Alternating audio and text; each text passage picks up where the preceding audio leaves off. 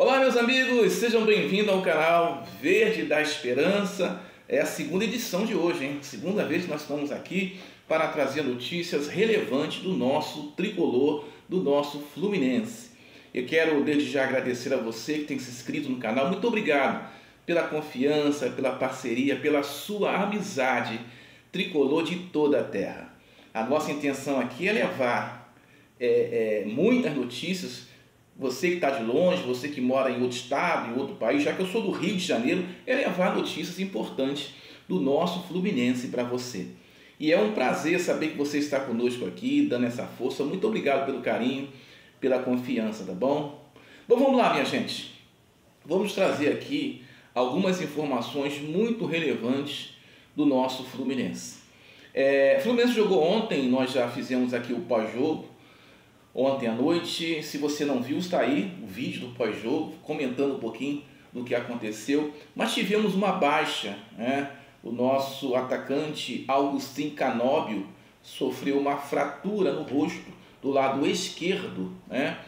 E ele vai passar por uma cirurgia dia 17, ou seja, sábado agora, ele vai ser submetido a essa cirurgia. A previsão é que volte antes do Mundial de Clubes. Eu tinha até comentado que essa cirurgia parece que olhando assim, aquele buraco no rosto, parece que é uma coisa complicada. Para a medicina é uma coisa simples, tá? É um procedimento simples. Alguns atletas já passaram por isso, eu lembro do Renato Augusto, passou por isso, Rafinha, que jogou no Flamengo, também passou por isso, e voltaram rápido. Voltaram aí 15, 20 dias, é claro, voltam com aquela máscara de proteção facial, né? Então, não sabemos ainda, é claro que cada contusão tem um grau, né? O afundamento às vezes é maior, mais fundo, enfim. Mas a previsão é que não fique muito tempo.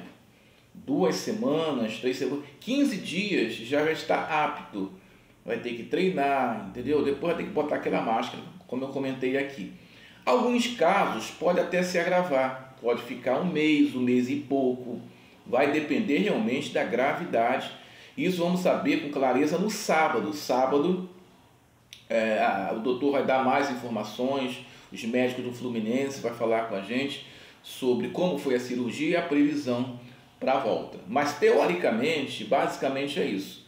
Uma cirurgia na face para jogador de futebol volta rápido, volta muito rápido, né? E é claro, volta com medo, né? Porque vai usar aquela máscara facial até se adaptar, realmente é complicado, né? Mas é o que acontece. Esporte de contato, futebol, sempre acontece isso. Infelizmente, mais um jogador lesionado do Fluminense. Já temos muito abaixo. O Lima, que está desaparecido já há algum tempo, né? Também está contundido. Até esqueci de citá-lo no vídeo passado como um dos contundidos, né? Até esqueci dele, porque o Lima esse ano ainda não performou, né? Ele está numa fase muito ruim, o Lima. Essa temporada está muito para baixo o Lima, mas também está contundido, pode voltar para nos ajudar. Bom, vamos lá, quero trazer aqui uma informação que o Renato Gaúcho ele deu na zona mista, depois do jogo de ontem. Ele falou algumas coisas que olha, sinceramente é preocupante, muito preocupante o que o Renato falou ontem na zona mista, a entrevista que ele deu ao jornalista, ao influencer, enfim.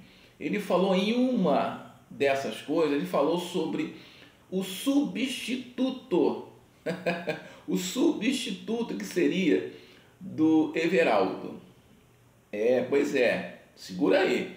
Ele falou que ele está preparando Renato Augusto, verdade, senhoras e senhores, Renato Augusto para ser o substituto do Everaldo. Se já estava ruim, né? Parece que vai piorar. Imagina, você preparar Renato Augusto, que não está mais com aquele vigor, jogador que está encerrando a carreira e que está preparando para ser centroavante. Mas ele já jogou assim, foi naquela época. Hoje o Renato não está entregando mais nada, absolutamente nada, mas o Renato Gaúcho está preparando ele. Agora você vê. Fora o absurdo também que ele falou que no meio de campo, quando o Facundo Bernal se contundiu, ele vai usar Thiago Santos para substituir. Ora, Thiago Santos não está jogando nem bem, nem na zaga, porque ele falou que não quer jogar mais no meio de campo. O Renato Gaúcho vai convencê-lo a jogar de cabeça de área. Senhoras e senhores, aguenta muito filme de terror que nós vamos ter que assistir. Agora, uma coisa que eu não entendo. Você vê times aí fora, ou até dentro do Brasil mesmo, eles colocam um garoto para jogar. Eu estava vendo uma reportagem que o garoto de 17 anos, ele fez o gol do São Paulo. E foi na partida de ontem, na Libertadores. Ele fez, esqueci o nome dele, ele fez o gol. Eu só quero citar ele por causa da idade, 17 anos. 17 anos. O técnico não teve medo, lançou ele.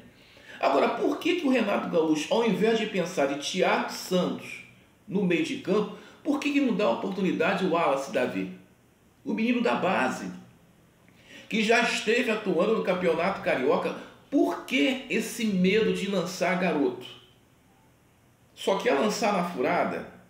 Não seria bom colocar ele agora? Porque ele já está fazendo coletivo, já está enturmado. Por que não coloca o garoto? Outra coisa, por que não dá oportunidade ao Kelvin, que é centroavante de verdade, é um menino da base, é chamado Eu Tanque, ele é forte, tem 18 anos, o moleque performa-se maravilhosamente bem. Por que não dá oportunidade para ele no lugar do Everaldo? Por que tem que improvisar Renato Augusto de centroavante? Isso parece brincadeira. Aí o nosso técnico vai se lamentar por que a torcida reclama tanto. Está aí a resposta. Por que nós reclamamos tanto? Por que vocês não olham para a base?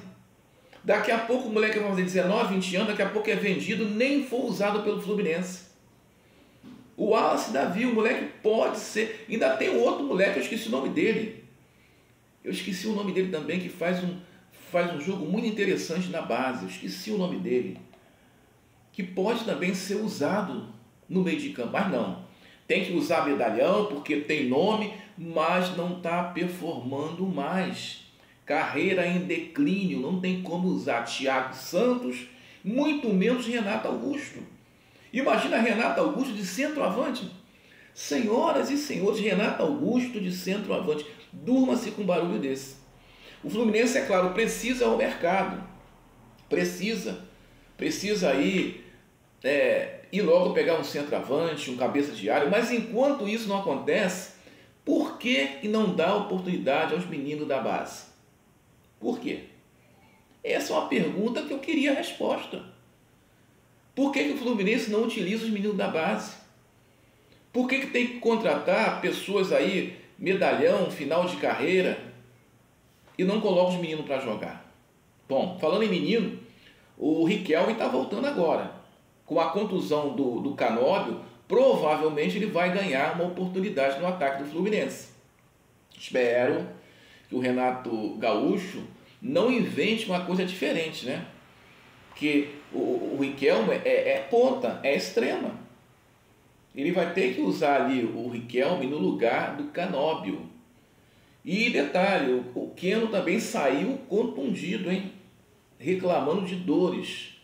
Eu não sei como é que vai estar o Keno para o jogo de domingo. Domingo o jogo será no Sul, contra o Juventude, lá no estádio Alfredo Jaconi.